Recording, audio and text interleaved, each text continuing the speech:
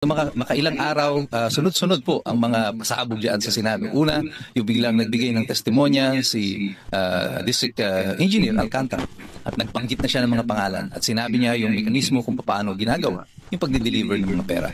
At isinampot niya na nga dyan si Zaldico. Wala pa rin ang pangalan, ni Romualdez. Kasunod niya, lumabas naman si Yusek Bernardo. At nagsabi rin siya ng mga ilang personalidad, may mga senador na hindi na nakaupo sa kasalukuyan, pero binanggit niya ang pangalan ni Chis Escudero. At again, one name is missing. Actually, on his part, there are two names missing. May dalawang pangalan akong inaabangan kay Bernardo na hindi niya binanggit. Una, si Martin Romualdez. Ikalawa, si Secretary Bonoan. Bakit ganito ang mga testimonya ng mga tao na to? It would appear as if tama ang suspicion ng ibang mga senador na binabago na talaga nila ang naratibo ng storya, inaalis pananagutan si former Speaker Romualdez at si Bongbong Marcos. Bakit si Bonoan ay former Secretary Bonoan ni minsan hindi nabanggit dito sa investigasyon na ito? Wala kahit si Vince Dizon na ngayon ay nakaupo na kasalukuyang DPWH Secretary. Ang dami ng binabanggit na katiwalian, ganito ang kulang, ganito, ganyan. Pero not once did he mention the name of Secretary Bonoan na magkakaroon ng pananagutan sa lahat ng mga pagkukulang na ito. Bakit? Pinanggit mo ang pangalan ni Martin Romualdez, ni Secretary Bonoan, isang hakbang na lang, nasa pintuan ka na ng Malacanang. At ngayon, parang malinaw nga talaga ang suspicion ng marami, itong kasalukuyang Senado sa ilalim ng pamumuno ni Tito Soto at ang Blue Ribbon Committee sa ilalim ng pamumuno naman ni Ping Lacson is hellbent in pushing this narrative. At yung huling paglabas ni Alcantara at saka ni Yusek Bernardo, papapansin niyo, pagkatapos sila magtestimonya, kinuha sila ng DOJ. And then comes Orly Gutesa, the man of the hour. It's like a shot from left field. Ika nga, hindi ito nakita ng administrasyon, Ping Lacson o ni Tito Soto na paparating na. And for the first time, finally, there is a witness na nagsasabi diretso na nakita nila o alam niya yung pagdadala ng pera sa bahay ni Romualdez. Isa pa nga sa lokasyon na yung malapit sa Malacanang sapagkat siya mismo ang nagdadala nito. This is based on his personal knowledge. Now, why is this damaging?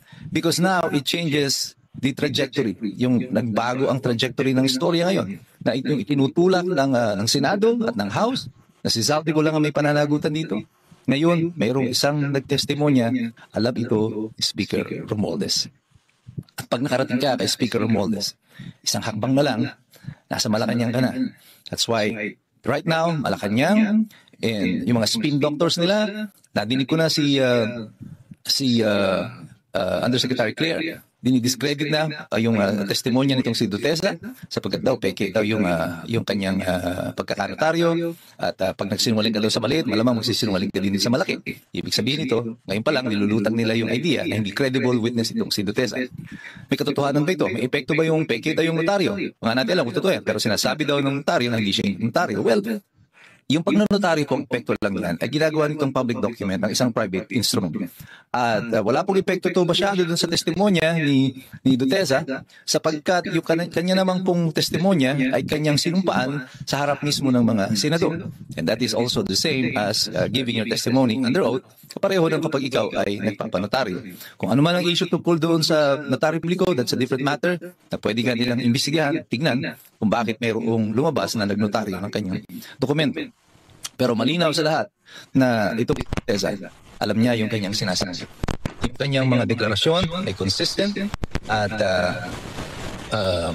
yung mga addresses that he has given can be easily validated.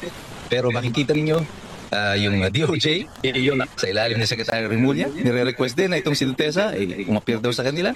At pero sinabi na ni Dutesa ayaw niya magpa-under sa Witness Protection Program, which I think is a sound idea for him. Kasi sa tingin ko wala siyang tiwala sa Department of Justice. Bakit ka nga na magpapailalim sa DOJ under the Witness Protection Program?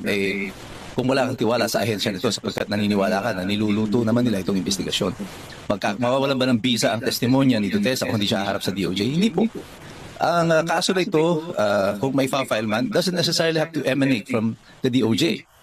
Dahil pwede pong mag-assume ng jurisdiction dito ang ombudsman. Unfortunately, baka balang araw, magulat tayo, si Remulla na rin ang ombudsman. Pero right now, ang napansin ko lang dito, kung ito ay na-miss ninyo, itong pagtuturo ng ibang mga personality, yung mga senador, kagaya ni Chis Escudero, ni Jingo Estrada, at saka ni Villanueva. Tatlong senador ito na tinuturo ay nasa minorya ngayon o yung matatawag nating opposition sa Senado. And all of them most likely, kung magkakaroon ng impeachment complaint against Sara Duterte in 2026, will vote against the impeachment complaint again. At kung itong siyam na ito ay mananatili, walang bilang para i-impeach si Sara Duterte. Now, dito naglalaro ang ating mga isipan. Hindi ko sinasabing walang pananagutan talaga itong tatlong senador na ito. Maring meron, maring hindi. Pero aksidente ba na yung tatlong senador na ito na kumakampi ngayon dito sa panig ng mga Duterte ay ngayon ay tila nagiging target? O meron pang ibang plano tungkol dito? Kung magtagumpay ang plano laban sa kanila, it's like hitting two birds with one stone. Na-divert mo yung attention doon sa flood control, and at the same time, makaka-eliminate ka ng mga potential na kalaban mo against the impeachment of Sara Duterte again, that they will try. Most likely, they will try in 2026. Ay, ang epekto nito sa katotohanan ng hinahanap ng Senado? Well, sa totoo po ako, personally, wala po talaga ang kumpiyansa na may mangyayaring positibo dito sa investigasyon ng Senado. Nasa kanila po ang majority. So whatever evidence you produce there, they can cast it aside. Ay kagaya po ito si Ping Lacson, sinasabi na niya na kailangan ng thorough background investigation dito kay Duterte. He's a good policeman. You give it to him. Magaling na investigator si Ping Lacson. And if anyone can find anything dirty in your laundry, it is Ping Lacson.